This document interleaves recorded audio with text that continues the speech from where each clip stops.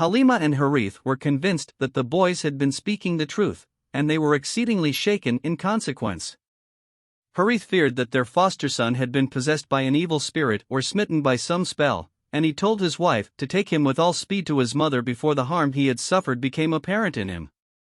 So, Halima took him once more to Mecca, intending to say nothing about the real reason for her change of mind. But the change was too abrupt, and Amina, not to be deceived, finally compelled her to recount the whole story. Having heard it, she dismissed Halima's fears, saying, "Great things are in store for my little son." Then she told her of her pregnancy, and of the light she had been conscious of carrying within her. Halima was reassured, but this time Amina decided to keep her son. "Leave him with me," she said, "and a good journey home." The boy lived happily in Mecca with his mother for about 3 years, winning the affection of his grandfather and his uncles and aunts, and his many cousins with whom he played. Particularly dear to him were Hamza and Safiya, the children of Abd al-Muttalib's last marriage, which had taken place on the same day as that of Muhammad's parents. Hamza was his own age, Safiya a little younger, his uncle and his aunt through his father, his cousins through his mother, and a powerful and lasting bond was formed between the three of them. When he was 6 years old, his mother decided to take him on a visit to his kinsman in Yathrib. They joined one of the northbound caravans, riding on 2 camels, Amina on one of them and he on the other with his devoted slave girl, Baraka. In later life he recounted how he learned to swim in a pool which belonged to his Khazrajite kinsman with whom they stayed, and how the boys taught him to fly a kite. But not long after they had set out on their return journey, Amina fell ill and they were obliged to halt, letting the caravan go on without them. After some days she died. It was at Abwa, not far from Yathrib, and there she was buried. Baraka did what she could to console the boy, now doubly an orphan, and in the company of some travelers she brought him once more to Mecca. His grandfather now took complete charge of him, and it soon became clear that his special love for Abd Allah had been transferred to Abd Allah's son. Abd al-Muttalib was always happy to be near the Kaaba, as when it had been his wont to sleep in the Hijr at the time when he had been ordered to dig Zamzam.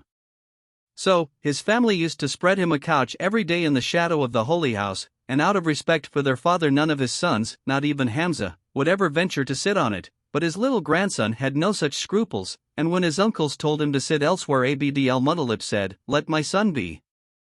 For by God, a great future is his." He would seat him beside him on the couch, and stroke his back, and it always pleased him to watch what he was doing. Almost every day they could be seen together, hand in hand, at the Kaaba or elsewhere in Mecca. Abd al-Muttalib even took Muhammad with him when he went to attend the assembly where the chief men of the town, all over 40, would meet to discuss various matters, nor did the 80-year-old man refrain from asking the 7-year-old boy his opinion on this or that, and when called to question by his fellow dignitaries, he would always say, "A great future is in store for my son." 2 years after the death of his mother, the orphan was bereaved of his grandfather. When he was dying, Abd al-Muttalib entrusted his grandson to Abu Talib, who was full brother to the boy's father, and Abu Talib prolonged the affection and the kindness that his nephew had received from the old man. Henceforth he was as one of his own sons, and his wife Fatima did all she could to replace the boy's mother. In after years Muhammad used to say of her that she would have let her own children go hungry rather than him. The fortunes of Abdul Muttalib had waned during the last part of his life, and what he left at his death amounted to no more than a small legacy for each of his sons. Some of them, especially Abd al-Uzza, who was known as Abu Lahab, had acquired wealth of their own. But Abu Talib was poor, and his nephew felt obliged to do what he could to earn his own livelihood. This he did mostly by pasturing sheep and goats, and he would thus spend day after day alone in the hills above Mecca or on the slopes of the valleys beyond. But his uncle took him sometimes with him on his travels, and on one occasion when Muhammad was 9, or according to others 12, they went with a merchant caravan as far as Syria. At Basra, near one of the halts where the Meccan caravan always stopped, there was a cell which had been lived in by a Christian monk for generation after generation. When one died, another took his place and inherited all that was in the cell, including some old manuscripts. Amongst these was one which contained the prediction of the coming of a prophet to the Arabs, and Bahira, the monk who now lived in the cell, was well versed in the contents of this book, which interested him all the more because, like Waraka, he too felt that the coming of the Prophet would be in his lifetime. He had often seen the Meccan caravan approach and halt not far from his cell, but as this one came in sight his attention was struck by something the like of which he had never seen before. A small low-hanging cloud moved slowly above their heads so that it was always between the sun and one or two of the travelers. With intense interest he watched them draw near. But suddenly his interest changed to amazement, for as soon as they halted the cloud ceased to move, remaining stationary over the tree beneath which they took shelter, while the tree itself lowered its branches over them, so that they were doubly in the shade. Al-Bahira knew that such a portent, though unobtrusive, was of high significance. Only some great spiritual presence could explain it, and immediately he thought of the expected prophet. Could it be that he had at last come, and was amongst these travelers? The cell had recently been stocked with provisions, and putting together all he had, he sent word to the caravan, "Men of Quraysh, I have prepared food for you, and I would that ye should come to me, every one of you, young and old, bondman and freeman." So, they came to his cell, but despite what he had said they left Muhammad to look after their camels and their baggage. As they approached, al-Bahira scanned their faces one by one. But he could see nothing which corresponded to the description in his book, nor did there seem to be any man amongst them who was adequate to the greatness of the two miracles. Perhaps they had not all come. "Men of Quraysh," he said, "let none of you stay behind." "There is not one that hath been left behind," they answered, "save only a boy, the youngest of us all." "Treat him not so," said Bahira, "but call him to come, and let him be present with us at this meal." Abu Talib and the others reproached themselves for their thoughtlessness. "We are indeed to blame," said one of them, "that the son of Abi Diyala should have been left behind and not brought to share this feast with us," whereupon he went to him and embraced him and brought him to sit with the people. One glance at the boy's face was enough to explain the miracles to Bahira, and looking at him attentively throughout the meal he noticed many features of both face and body which corresponded to what was in his book.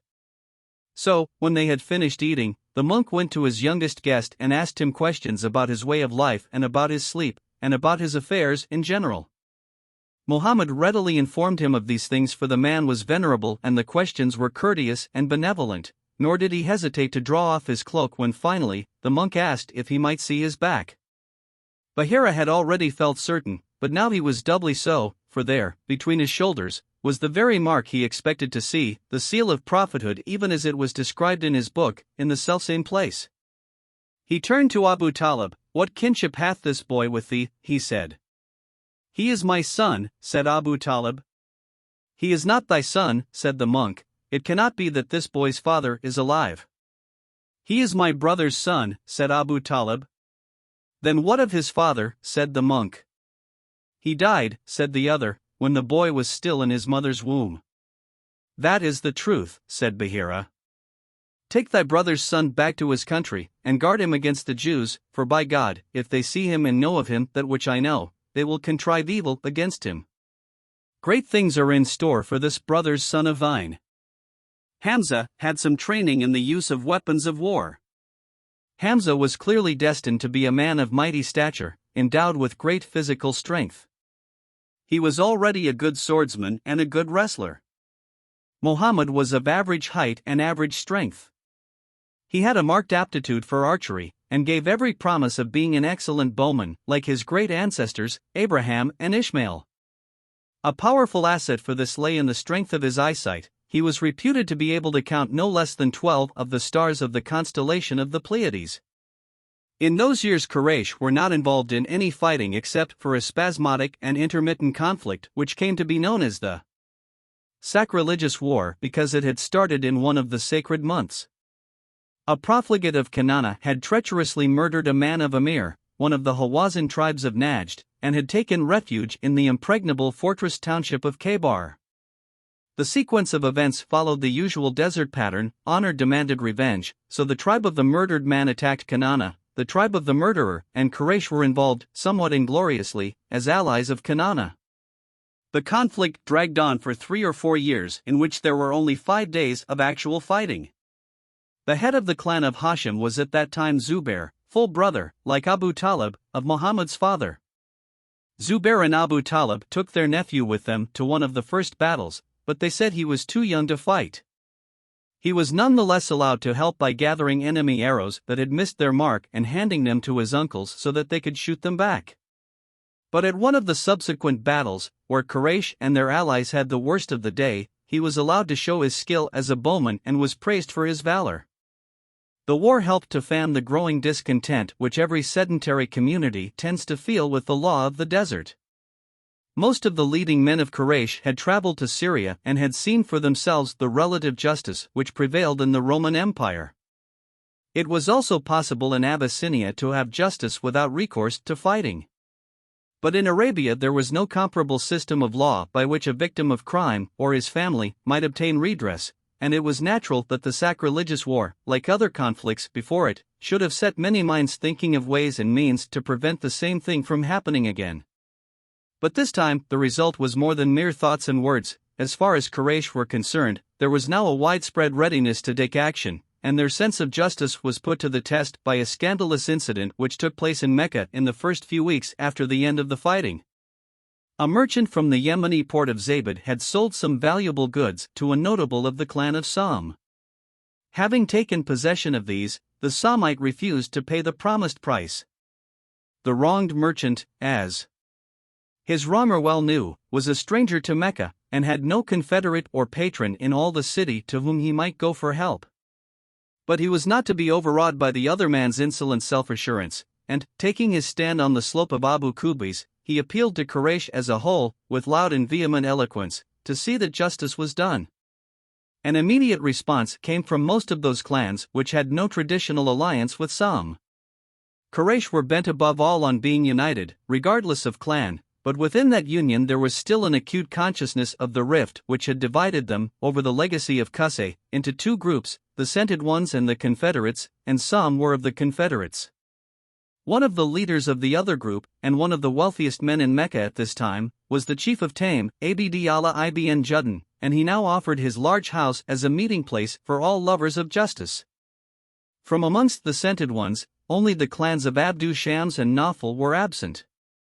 Hashim, Mughalib, Zurah, Asad and Taim were all well represented, and they were joined by Adi, which had been one of the Confederates. Having decided, after an earnest discussion, that it was imperative to found an order of chivalry for the furtherance of justice and the protection of the weak, they went in a body to the Kaaba where they poured water over the black stone, letting it flow into a receptacle. Then each man drank of the thus hallowed water, and with their right hands raised above their heads they vowed that henceforth, at every act of oppression in Mecca, they would stand together as one man on the side of the oppressed against the oppressor until justice was done, whether the oppressed were a man of Quraysh or one who had come from abroad. The Samite was thereupon compelled to pay his debt, nor did any of those clans which had abstained from the pact offer him their assistance. Together with the chief of Taim, Zubair of Hashim was one of the founders of this order, and he brought with him his nephew Muhammad, who took part in the oath and who said in after years, "I was present in the house of Abd Allah ibn Juddin at so excellent a pact that I would not exchange my part in it for a herd of red camels, and if now, in Islam, I were summoned unto it, I would gladly respond." One another of those present was their host's first cousin, Abu Quafa of Taim, together with his son Abu Bakr, who was a year or two younger than Muhammad and who was to become his closest friend. Muhammad had now passed his 20th year, and as time went on, he received more and more invitations to join one or another of his kinsmen on their travels abroad. Finally, the day came when he was asked to take charge of the goods of a merchant who was unable to travel himself, and his success in this capacity led to other similar engagements. He was thus able to earn a better livelihood, and marriage became a possibility. His uncle and guardian Abu Talib had at that time 3 sons. The eldest, Talib, was about the same age as Muhammad himself. Aqil was 13 or 14, and Jafar was a boy of 4. Muhammad was fond of children and liked to play with them, and he grew especially attached to Jafar, who was a beautiful and intelligent child, and who responded to his cousin's love with a devotion that proved to be lasting. Abu Talib also had daughters, and one of these was already of marriageable age. Her name was Fakida, but later she was called Imhani, and it is by that name that she is always known. A great affection had grown up between her and Muhammad, who now asked his uncle to let him marry her. But Abu Talib had other plans for his daughter. His cousin Hubayra, the son of his mother's brother, of the clan of Maksum, had likewise asked for the hand of Umhani, and Hubayra was not only a man of some substance, but he was also, like Abu Talib himself, a gifted poet. Moreover, the power of Maksum in Mecca was as much on the increase as that of Hashim was on the wane, and it was to Hubayra that Abu Talib married Umhani. When his nephew mildly reproached him, he simply replied, "They have given us their daughters in marriage," no doubt referring to his own mother. And a generous man must requite generosity. The answer was unconvincing inasmuch as Abd al-Muttalib had already more than repaid the debt in question by marrying two of his daughters, Attika and Bara, to men of Maksum. Muhammad no doubt took his uncle's words as a courteous and kindly substitute for telling him plainly that he was not yet in a position to marry. That, at any rate, is what he now decided for himself, but unexpected circumstances were soon to induce him to change his mind. One of the richer merchants of Mecca was a woman, Khadija, daughter of Khuwaylid, of the clan of Asad. She was first cousin to Waraka, the Christian, and his sister Qutayla, and like them she was a distant cousin to the sons of Hashim.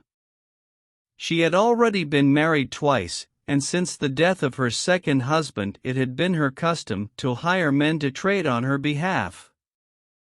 Now Muhammad had come to be known throughout Mecca as Al-Amin, the reliable, the trustworthy, the honest, and this was initially owing to the reports of those who had entrusted their merchandise to him on various occasions. Khadija had also heard much good of him from family sources, and one day she sent word to him, asking him to take some of her merchandise to Syria. His fee would be the double of the highest she had ever paid to a man of Quraysh, and she offered him, for the journey, the services of a lad of hers named Maysara. He accepted what she proposed, and accompanied by the lad he set off with her goods for the north. When they reached Bostrat in the south of Syria, Muhammad took shelter beneath the shadow of a tree not far from the cell of a monk named Nestor. Since travelers' halts often remain unchanged, it could have been the selfsame tree under which he had sheltered some 15 years previously on his way through Bostra with his uncle. Perhaps Bahira had died and been replaced by Nestor. However, that may be, for we only know what Maysara reported. The monk came out of his cell and asked the lad, "Who is the man beneath that tree?" "He is a man of Quraysh," said Maysara, adding by way of explanation, "of the people who have guardianship of the sanctuary." "None other than a prophet is sitting beneath that tree," said Nestor. As they went on further into Syria, the words of Nestor sank deep into the soul of Maysara, but they did not greatly surprise him, for he had become aware throughout the journey that he was in the company of a man unlike any other he had ever met. This was still further confirmed by something he saw on his way home. He had often noticed that the heat was strangely unoppressive, and one day towards noon it was given to him to have a brief but clear vision of two angels shading Muhammad from the sun's rays. On reaching Mecca, they went to Khadija's house with the goods they had bought in the markets of Syria for the price of what they had sold. Khadija sat listening to Muhammad as he described the journey and told her of the transactions he had made. These proved to be very profitable, for she was able to sell her newly acquired assets for almost the double of what had been paid for them. But such considerations were far from her thoughts, for all her attention was concentrated on the speaker himself. Muhammad was 25 years old. He was of medium stature, inclined to slimness, with a large head, broad shoulders, and the rest of his body perfectly proportioned. His hair and beard were thick and black, not altogether straight but slightly curled. His hair reached midway between the lobes of his ears and his shoulders, and his beard was of a length to match. He had a noble breadth of forehead and the ovals of his large eyes were wide, with exceptionally long lashes and extensive brows, slightly arched but not joined. In most of the earliest descriptions his eyes are said to have been black, but according to one or two of these they were brown, or even light brown. His nose was aquiline and his mouth was wide and finely shaped, a comeliness always visible, for although he let his beard grow, he never allowed the hair of his mustache to protrude over his upper lip. His skin was white, but tanned by the sun. In addition to his natural beauty there was a light on his face, the same which had shone from his father, but in the sun, it was more powerful, and this light was especially apparent on his broad forehead, and in his eyes, which were remarkably luminous. Khadija knew that she herself was still beautiful, but she was 15 years his elder. Would he nonetheless be prepared to marry her? As soon as he had gone, she consulted a woman friend of hers named Nufaysa, who offered to approach him on her behalf and, if possible, to arrange a marriage between them. Maysara now came to his mistress and told her about the two angels, and what the monk had said, whereupon she went to her cousin Waraka and repeated these things to him. "If this be true, Khadija," he said, "then is Muhammad the prophet of our people. Long have I known that a prophet is to be expected, and his time hath now come." Meanwhile Nufaysa came to Muhammad and asked him why he did not marry. "I have not the means to marry," he answered. "But if thou wert given the means," she said, "and if thou wert bidden to an alliance where there is beauty and property and nobility and abundance, wouldst thou not consent?" "Who is she?" he said. "Khadija," said Nufaysa. "And how could such a marriage be mine?" he said. "Leave that to me," was her answer. "For my part," he said, "I am willing." Nufaysa returned with these tidings to Khadija, who then sent word to Muhammad asking him to come to her, and when he came she said to him, "Son of mine uncle, I love thee for thy kinship with me, and for that thou art ever in the center, not being a partisan amongst the people for this or for that, and I love thee for thy trustworthiness and for the beauty of thy character and the truth of thy speech." 3 Then she offered herself in marriage to him, and they agreed that he should speak to his uncles and she would speak to her uncle Amr, the son of Asad, for Khuwaylid her father had died. It was Hamza, despite his relative youth, whom the Hashemites delegated to represent them on this occasion, no doubt because he was the most closely connected of them with the clan of Asad, for his full sister Safiya had recently married Khadija's brother Awam. So Hamza went with his nephew to Amr and asked for the hand of Khadija, and it was agreed between them that Muhammad should give her 20 she-camels as dowry.